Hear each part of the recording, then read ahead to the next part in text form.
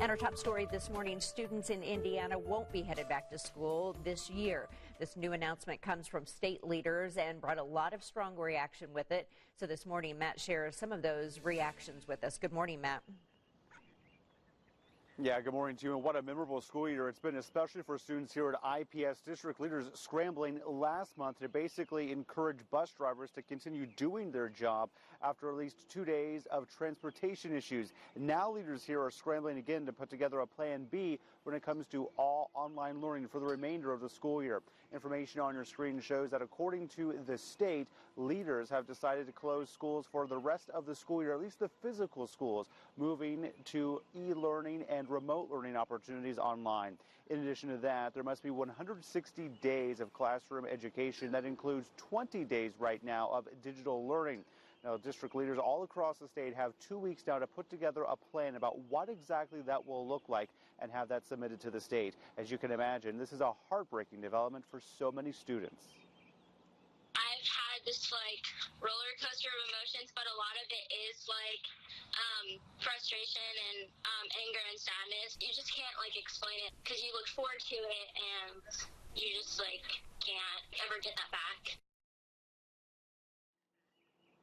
That includes so many things from spring sports, for example, to prom, to high school graduation ceremonies. We're learning that some districts are even looking into a plan B for that. The superintendent of Fayette County Schools in Connersville saying that they're very upset, just as upset as students are about the situation, and that they are trying to put together some sort of a plan to issue those diplomas in person. So perhaps a late summer or fall graduation ceremony for some students, a situation we continue to follow here on 13 News.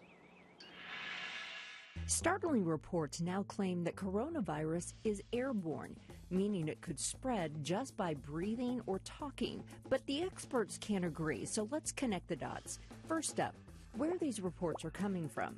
CNN says a chairman of a committee with the National Academy of Sciences told the White House Wednesday night that multiple studies point to COVID-19 being aerosolized, which means infected people could spread the virus by talking and breathing, not just by coughing and sneezing. That news caused officials to start rethinking the recommendations on the general public wearing face masks. But not everyone agrees with these findings.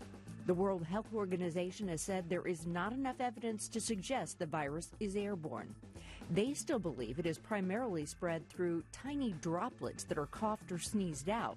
The people who study airborne respiratory illnesses say getting solid information could take years, and right now it's better to err on the side of caution.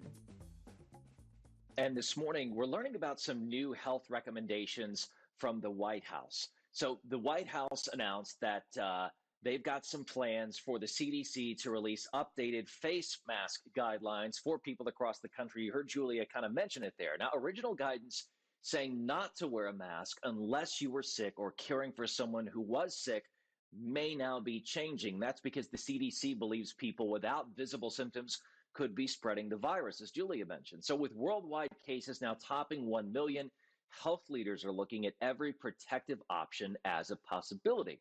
So let's give you a little context on all of this, though. If the CDC does recommend Americans begin using those face masks, it's not expected to be mandatory. It may only apply to hotspots experiencing community spread.